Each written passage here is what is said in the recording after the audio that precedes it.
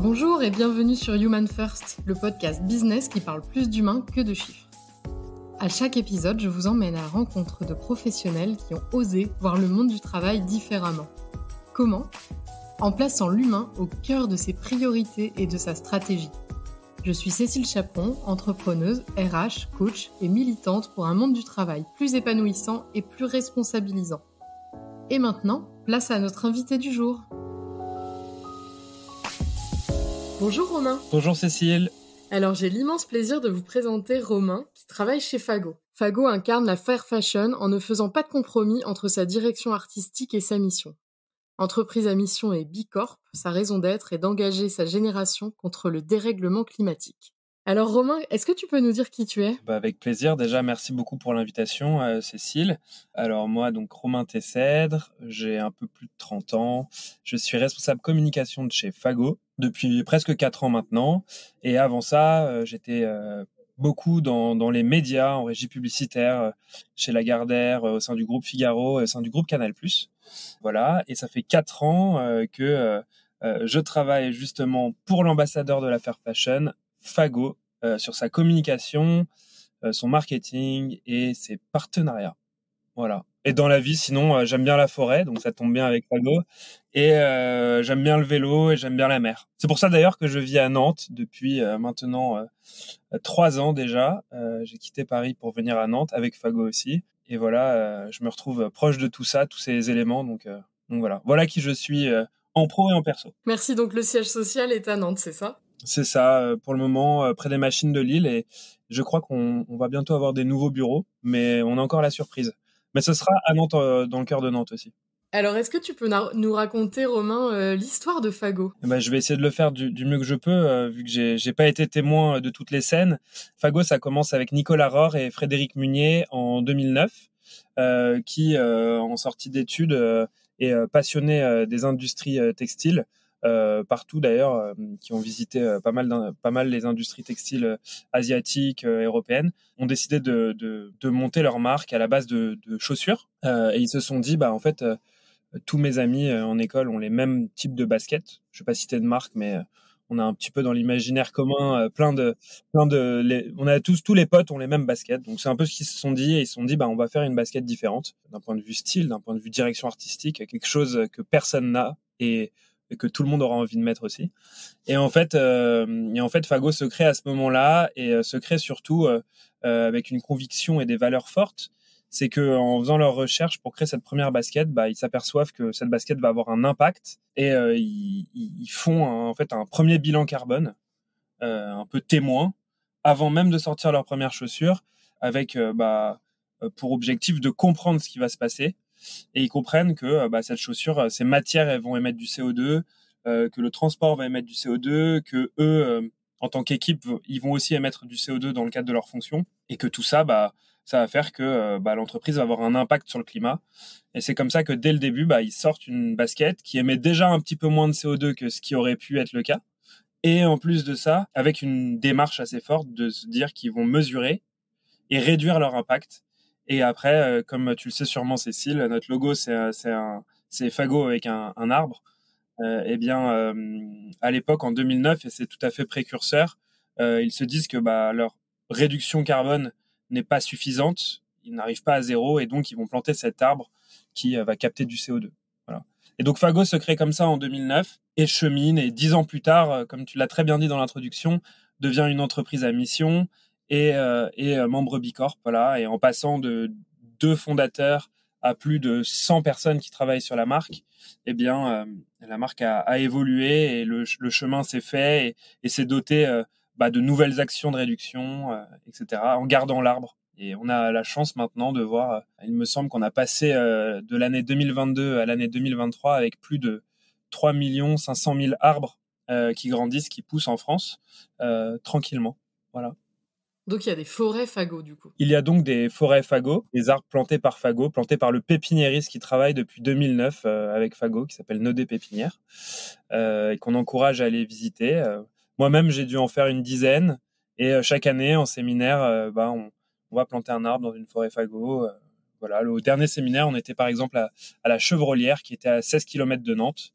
Voilà. J'ai moi-même d'ailleurs emmené des clients en vélo partant du bureau, après le travail, on a un événement qui s'appelle le Fago Bike and Forest, où j'ai emmené des clients voir les forêts Fago, planter leurs arbres, etc. Donc voilà Fago, c'est plus de 10 ans d'histoire et surtout un long cheminement avec pour grand objectif, c'est d'être pionnier et ambassadeur de cette fair fashion, de ne faire pas de compromis entre à la fois la mode, donc la direction artistique de Fago, et à la fois notre mission, comme tu l'as dit, engager notre génération contre le dérèglement climatique. On parle beaucoup en ce moment, enfin de plus en plus en tout cas, d'arrêter de compenser notre bilan carbone, entre guillemets, par exemple en plantant un arbre, mais plutôt de ne pas faire à la base du mal à la planète. Je sais pas si je m'exprime bien, mais Oui, oui, j'ai du tout coup, à fait compris. Tout à fait compris. et du coup, voilà, qu'est-ce que vous faites vous pour aller de plus en plus vers ça? Puisque j'ai bien compris, donc vous plantez un arbre, mais qu'est-ce que vous faites pour réduire à la base? À 200% déjà en phase avec toi et tous ceux qui pensent ça, que ce soit un arbre, je sais pas, une huître qui capte du CO2 ou peu importe en fait ce qu'on va faire pour contribuer à la neutralité carbone de sa société, de notre société en fait. En fait, la base de tout ça, c'est la réduction de CO2. Chez Fago, historiquement, il y a 10 ans, comme je te le disais, c'était qu'on mesurait avec le bilan carbone pour mieux comprendre où on émettait du CO2. Et c'est ce qu'on fait chez Fago et c'est ce qu'on continue à faire chez Fago. Depuis la création, on en est à notre quatrième bilan carbone. Et donc, par exemple, je peux te donner quelques chiffres du bilan carbone de 2020. En 2020, on s'est aperçu que sur l'ensemble des émissions de CO2 de Fago, presque 70% des émissions de CO2 de Fago sont dues à l'utilisation des matières pour faire les vêtements, pour faire les baskets, etc. Qu'en fait, les matières premières émettaient énormément de CO2. Parce qu'un coton, faut l'arroser, faut le transformer, etc. Que 2% étaient liés au transport, donc le bateau potentiellement, le camion, en sachant que nous, on a banni le transport aérien depuis un bon moment. Ça, c'est entre guillemets game changer dans les émissions de CO2. On peut réduire de 10 fois ces émissions de CO2 juste en passant, en enlevant l'avion, en tout cas sur ce poste de transport.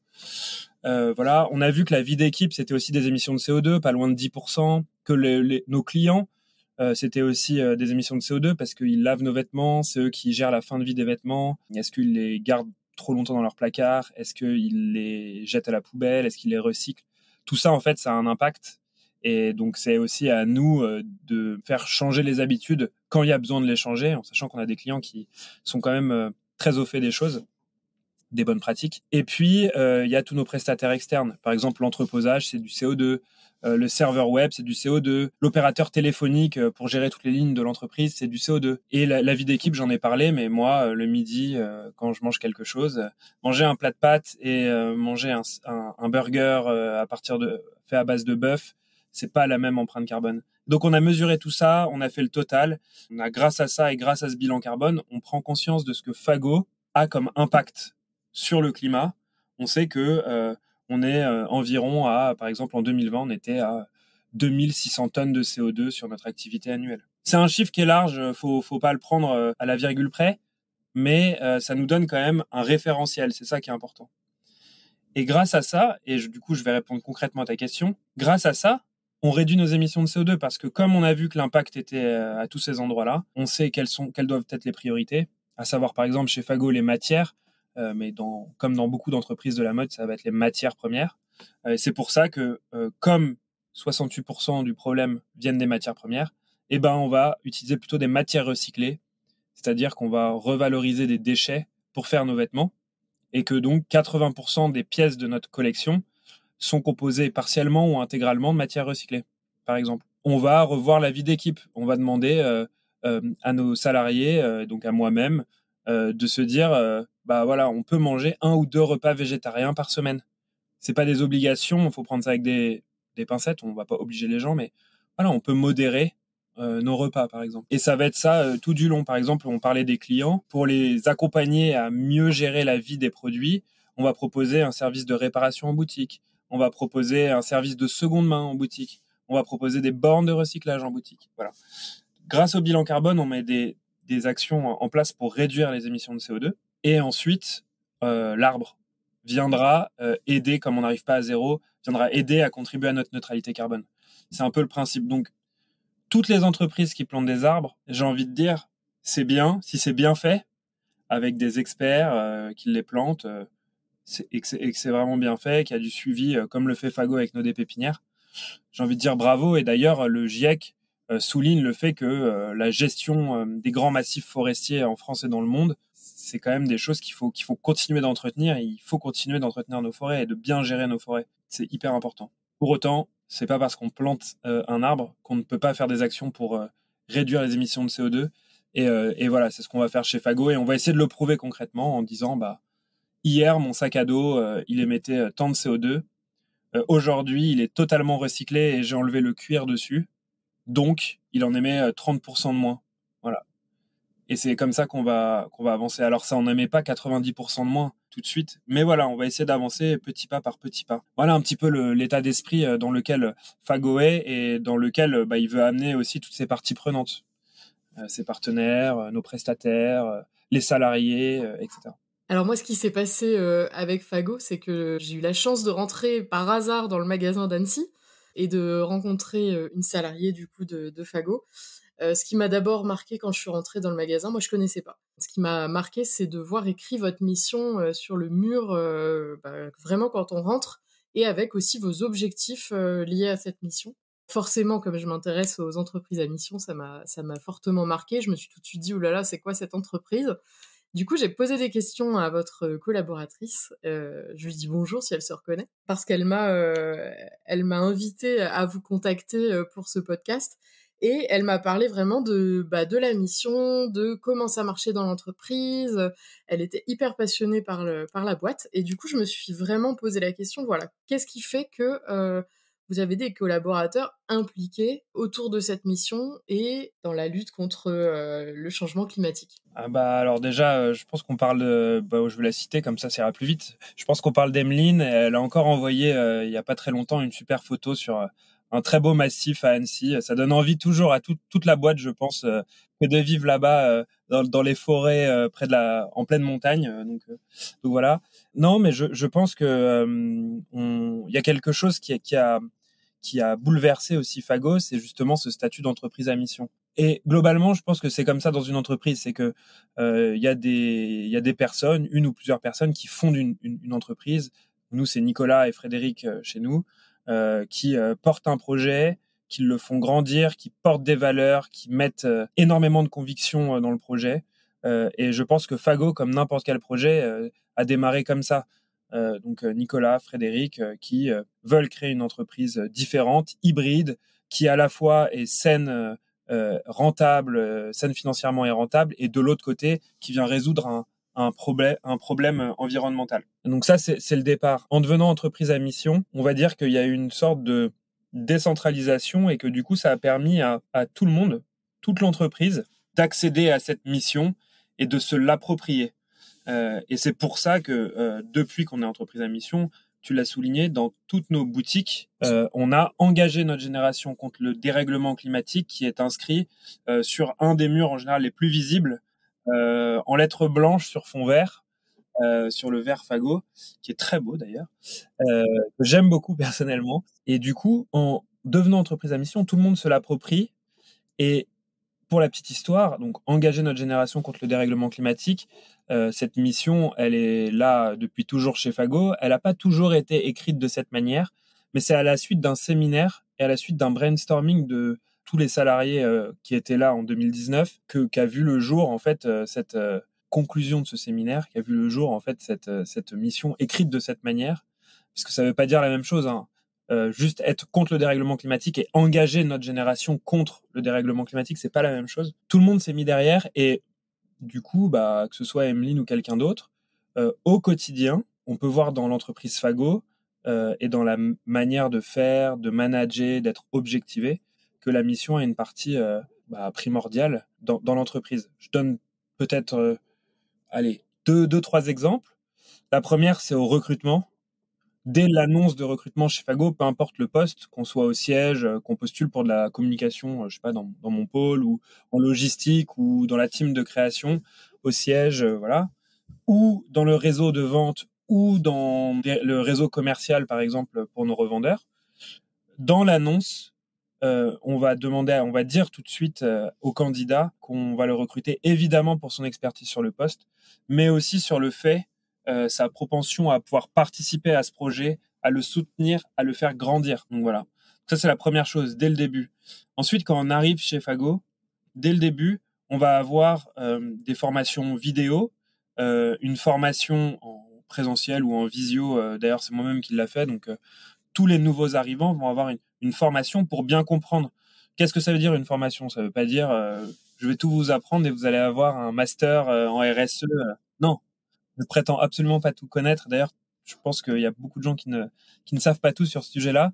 Le sujet de cette formation, c'est surtout de prendre le temps de comprendre ce que Fago fait, quels sont ses enjeux, quelles sont ses limites, et surtout de pouvoir poser des questions. Et c'est comme ça que qu'on soit derrière dans les bureaux ou dans les boutiques Fago, on peut répondre, alerter, questionner aussi nos visiteurs et nos clients. Donc la formation, et puis après, ça va encore plus loin pour les personnes comme moi qui sont chez Fago depuis plus de 6 mois, plus d'1 an. On va avoir chaque année, lors de nos entretiens annuels de développement, des objectifs liés à nos postes, évidemment, mais aussi un objectif lié à la mission. C'est-à-dire que tous les salariés chez Fago vont participer à cette mission. On leur demande pas, et on me demande pas, parce que du coup je m'inclus aussi là-dedans, évidemment, de faire des choses qui vont sauver la planète. Non, on fait des choses au niveau de notre poste, à l'échelle de notre poste, mais mis bout à bout, quand on est 100 personnes à faire ça, et ça peut avoir des impacts assez forts sur du coup le prochain bilan carbone. Et c'est comme ça qu'on va fonctionner. On a un référentiel à un temps T. Tout le monde va essayer de réduire l'impact de l'entreprise à son niveau de poste. Alors bien sûr, il y a des métiers qui ont plus de chances de réduire drastiquement les émissions de CO2 plus que d'autres. Mais bon, c'est pas ça qu'on va aller regarder. Ce qu'on va regarder, c'est que tout le monde participe pour qu'au prochain bilan carbone, on puisse voir que l'entreprise grandit, mais de manière saine, et que les émissions de CO2 évoluent de manière moins proportionnelle que ce qu'elles ne devraient, en gros. Ouais, donc si on résume, il y a déjà eu une écriture commune de la mission, c'est-à-dire que cette phrase, elle appartient pas juste au fondateur, mais vraiment à l'ensemble des personnes qui étaient présentes quand elle a été écrite. Le recrutement et puis aussi des objectifs, pas que sur le métier, mais aussi sur la mission. Tout à fait. Du début de l'aventure chez Fago, voire même avant, jusqu'à sa sortie quand ça arrive, parce que ça peut arriver, eh bien, du début jusqu'à la fin, entre guillemets, la mission est un élément central de nos postes et de notre quotidien. Tout à l'heure, tu évoquais qu'il y avait 10% à peu près d'émissions de CO2 qui étaient liées à la vie de l'équipe. Tu as parlé des repas notamment. Est-ce que vous avez fait d'autres choses sur ce sujet pour avancer sur la réduction de CO2 dans la vie des équipes? Alors, on a essayé de faire pas mal de choses. C'est assez vaste parce qu'il y a pas mal de choses différentes. Dans la vie d'équipe, si je me trompe pas, on va aussi avoir la vie de boutique. Je pense notamment à quand on ouvre une boutique, ça arrive parfois, malheureusement, quand on ferme une boutique, quand on aménage une boutique. Voilà, elle peut même évoluer au cours de sa vie, la boutique. Donc, il peut y avoir des travaux, et ça, c'est déjà un impact de la vie d'équipe, là où on travaille, là où on vit. Voilà, ça c'est la première chose, et je sais que c'est une partie des émissions de CO2 de la vie d'équipe. C'est les bureaux et les endroits où on est. Un exemple concret, par exemple, depuis 2020, on a, à la suite du confinement, revu le concept architectural de nos boutiques. Donc à l'époque, elles étaient faites d'une certaine manière. Il y en a d'ailleurs toujours en France qui sont faites de cette manière-là, qui vont évoluer vers justement un concept qu'on a appelé le concept de la fair fashion, pour être original. On est ambassadeur de la fair fashion, alors on a gardé le même nom. Le but du jeu, c'était de revoir l'intégralité de la boutique pour qu'elle émette le moins de CO2 possible. En tout cas, qu'elle diminue l'impact CO2. Celle que tu as visitée à Annecy est à ce nouveau concept. J'ai parlé du mur vert. Le mur vert, notamment, c'est une peinture à base d'algues, par exemple. Tu auras vu que tous les mobiliers étaient faits avec des surfaces c'était des terrazzo de chips de plastique 100% recyclés. Les végétations sont stabilisées et recyclées, sinon on n'en aurait pas mis. Quand elles sont naturelles, elles sont dans des pots qui sont eux-mêmes recyclés. Dans les cabines, je te donne plein d'exemples, mais dans les cabines, on a un papier peint, de fleurs séchées. Donc tu as pas mal de choses comme ça. On a essayé vraiment que l'intégralité en fait de la boutique et des matières dans la boutique soit recyclée. Il me semble qu'il y a 40% de la matière du matériel dans la boutique qui l'est, et 60% à peu près biosourcé. Et en changeant en fait ce concept, déjà, on s'est rapproché de notre direction artistique, à savoir avoir un lieu de vie, en tout cas vivre pleinement entre la ville et la nature. C'est ce qu'on a essayé de faire refléter dans cette nouvelle boutique. Et à la fois, on a diminué l'empreinte carbone de la boutique de précisément moins 28% versus l'ancienne. Donc ça veut dire qu'on a économisé un tiers d'émissions de CO2 liées au choix, au sourcing des matériaux et à la manière dont on les a assemblés dans cet écrin. Donc c'est quand même assez intéressant. Et d'ailleurs, il y a une des matières qui est assez à l'image de ce qu'on fait chez Fago, c'est le mural qui est derrière la bagagerie, en général derrière la bagagerie. C'est une sorte de matière compactée. En fait, c'est des chutes de tissus industriels qui sont récoltés entre la France et la Belgique, qui sont compactés et qui font en fait une sorte de revêtement phonique assez brut. Donc, je te laisserai aller voir. Et en fait, c'est que des matières qui sont reprises, revalorisées. Voilà. Et dans la collection Fago, c'est exactement ce qu'on va faire. C'est exactement ce qu'on va faire. Avec un exemple très parlant, on a une basket, on a trouvé un fournisseur qui fournit un caoutchouc recyclé à partir de balles de tennis recyclées. Et donc, on va le mettre dans notre semelle de basket. Et du coup, c'est intéressant. Et voilà. C'est comme ça qu'on va avancer. Évidemment, il y a des bouteilles plastiques revalorisées qui sont traduites en vêtements, évidemment.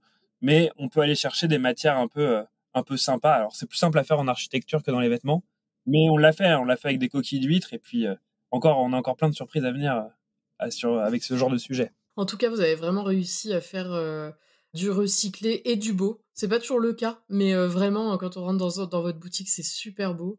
Et les fringues sont super belles. C'est une priorité parce que toi, Cécile, quand tu vas dans une boutique, alors, tu es peut-être plus sensible que la moyenne sur ces sujets-là, sur les enjeux climatiques, même si je sais que de plus en plus, les gens sont concernés et toutes les nouvelles générations le sont aussi. Mais tout le monde, et je le comprends, quand on rentre dans une boutique, la première chose qu'on veut, c'est quelque chose qui va nous plaire, qui doit être beau, qu'on a envie de porter et de porter longtemps. Et en fait, ça va être et ça faut pas l'oublier et c'est pour ça que chez Fago on va vraiment regarder d'abord la direction artistique. On veut que nos vêtements plaisent énormément et bien sûr, et on est très heureux de pouvoir dire tout ce que je dis aujourd'hui et de le raconter à nos clients pour les sensibiliser, les accompagner vers des nouvelles manières de réfléchir.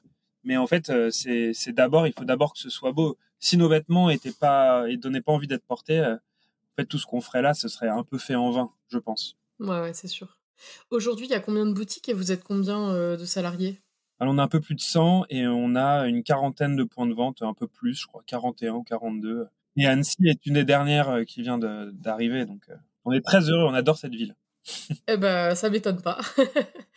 Est-ce que vous êtes amené à croître encore? Oui. Pourquoi? Parce que c'est vrai que c'est une question qu'on m'a déjà posée. Pourquoi grandir alors que il faudrait plutôt diminuer le nombre de vêtements qui sont mis en vente sur le marché? C'est une question qui m'a déjà été posée. Elle est hyper intéressante, cette question. Oui, mais plus on achète des vêtements Fago, moins on en achète d'autres, peut-être aussi. C'est en tout cas notre parti pris, c'est qu'aujourd'hui, on sait qu'en France, il y a plus de 2 milliards, je pense, de vêtements qui sont mis en vente chaque année, globalement. Je crois que c'est 2 milliards de vêtements, peut-être 2 milliards et demi vêtements plus chaussures qui sont vendus en France. Et il est vrai que l'objectif, ce serait qu'il n'y en ait que la moitié qui soit mis en vente. Sauf qu'aujourd'hui, une marque comme Fago, imaginons nous que le marché de la mode c'est une grande piscine, une marque comme Fago c'est une goutte d'eau dans cette piscine, et il y a d'autres marques comme Fago qui font des très belles choses et qui font beaucoup d'efforts, mais ensemble on est même pas un dixième de la piscine. Voilà. Demain, en 2040, 2050, on espère qu'en fait la taille du marché va diminuer, mais que la fair fashion va prendre plus de place dans ce marché-là, voire autant de place, ce qui serait déjà réaliste, déjà un super truc, autant de place que ce qu'on appelle en général dans les médias la fast fashion. Il faudrait qu'on arrive à rééquilibrer la chose. Et des marques comme Fago et Fago doivent grandir pour prendre cette place-là. Parce qu'on doit changer les vêtements. À chaque fois qu'il y a besoin de renouveler un vieux vêtement, il vaut mieux le renouveler avec ce type de vêtements-là. D'ailleurs, est-ce que tu peux nous parler de l'engagement que vous prenez autour du Black Friday? Ouais, alors autour du Black Friday, Fago, depuis 4 ans, a créé un collectif qui s'appelle Make Friday Green Again, qui a un but assez simple, proposer une alternative du coup à cet événement, et une alternative plutôt qui sensibilise les communautés. On a réuni chaque année plus de 1000 marques depuis 4 ans, donc des toutes petites marques, des marques moyennes, des grandes marques, autour de ce collectif, pour justement encourager les communautés de chacune des marques à consommer moins et consommer mieux. Et je pense que demain, ça sera aussi quelque chose, un enjeu fort de chez Fago, de dire, en fait, on doit habiller plus de gens, mais on doit les habiller plus raisonnablement, qui consomment individuellement moins, finalement. Donc on doit démocratiser cette fair fashion, et d'un autre côté, il faut qu'on réponde toujours à un besoin. On ne doit pas surhabiller les gens. C'est aussi l'enjeu. Voilà, c'est pas facile à faire, hein. Je dis pas que... J'aimerais bien aussi que tu nous parles de la façon dont ça se passe, pour être une entreprise à mission. Il faut avoir un comité de mission, comme, la loi, Pacte pour les entreprises à mission, elle est pas si vieille que ça. Du coup, il y a pas mal d'entreprises qui ont pas encore, fait leur comité de mission et cetera, enfin pour celles qui sont à mission. Du coup, ouais, ça m'intéresserait que tu m'expliques comment ça vit ce comité de mission? Alors moi, je suis pas dans le comité de mission, mais je vais pouvoir te donner quelques exemples de ce que j'ai pu voir en fouinant un petit peu autour du comité de mission. Non, alors chez Fago, le comité de mission, on l'a voulu représentatif de l'entreprise. C'est-à-dire qu'il y a des dirigeants, un membre de l'actionnariat, il y a un membre des bureaux, un salarié qui est dans nos bureaux, donc au siège, et on a un membre salarié du réseau de vente. Et en plus de ça, on a décidé de faire entrer dans ce comité de mission 3 autres personnes d'autres entreprises, donc des entreprises tiers qui n'ont rien à voir avec Fago, qui ont potentiellement déjà travaillé avec Fago, voire pas du tout. En général, des responsables RSE, ou alors des dirigeants, ou alors des consultants en RSE. On a par exemple fait intervenir quelqu'un de chez AirCop, qui est du coup qui nous aide, qui nous donne des conseils justement, et qui nous challenge sur notre mission.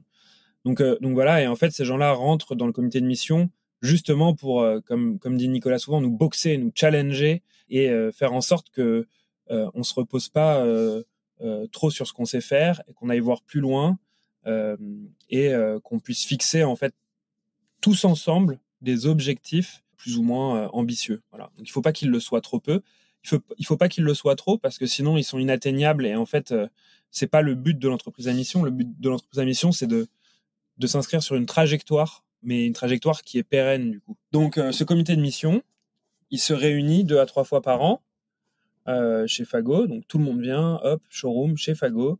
Ils étudient, voilà ce qu'on avait prévu l'année dernière, voilà ce qu'on a fait cette année. Est-ce que c'est rempli? Oui, 100%, non, oui, 90%, etc. Quand c'est non, ils regardent pourquoi. Voilà. Et après, ils se challenge pour fixer des objectifs pour l'exercice suivant. Et quand ils fixent des objectifs, c'est des objectifs, les objectifs SMART. Donc, il faut qu'ils soient spécifiques, mesurables, atteignables, etc. Bon, tout SMART, j'ai plus le R et le T, mais non, mais en gros, c'est vraiment ça. Et ils se fixent les objectifs. Et c'est ces objectifs-là qui viennent guider toute l'entreprise pour l'année qui suit. Et donc, on va avoir moi, le responsable com, qui va devoir s'occuper d'un des objectifs en particulier, toute une équipe avec leurs objectifs mission qui vont contribuer à un autre objectif, etc. Donc c'est comme ça qu'on les atteint. Et ensuite, à la fin de l'année, ils reviennent au milieu de l'année pour voir où on en est. Et puis à la fin de l'année, on clôt du coup l'exercice, on regarde où on est sur les objectifs. Et puis on a notre auditeur indépendant qui vient aussi auditer du coup chaque objectif, qui vient regarder est-ce que ça a été fait, montrez-moi les preuves, les factures si besoin, etc. Et donc c'est comme ça qu'on avance. Et donc ça donne cette trajectoire. Et nous, on va commencer notre 3e exercice. Ouais, c'est juste pour le petit rappel, pour les auditeurs, c'est que dans une entreprise à mission, le comité de mission est obligatoire, sauf pour les toutes petites, et l'État vient auditer, la mission pour pouvoir garder ce statut d'entreprise à mission. Voilà aussi pourquoi. Mais chaque entreprise finalement en fait quand même, ce qu'il veut de ce comité de mission, et du coup, c'est très intéressant de voir, comment ça vit, selon les entreprises. Est-ce que ce comité du coup, peut faire autorité sur certains sujets chez Fago ? C'est lui qui va déterminer les sujets, donc de base, il fait autorité.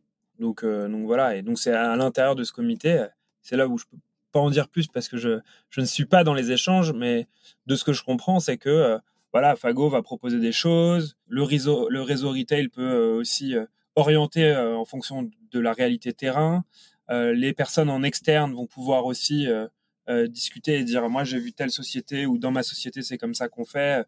Là je vous trouve un peu petit bras, il va falloir remonter d'un cran. Ou à l'inverse dire attention là l'objectif que vous fixez est vraiment très élevé.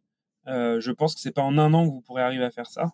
Vous n'allez pas avoir le recul nécessaire ou l'investissement nécessaire. Et voilà. Et c'est comme ça qu'en fait sont désignés ces objectifs. Donc de base le comité de mission à l'intérieur, c'est vraiment ce qui va fixer la ligne de conduite. Toi, en tant que collaborateur de Fago, qu'est-ce qui fait que tu te sens très engagé pour cette entreprise ?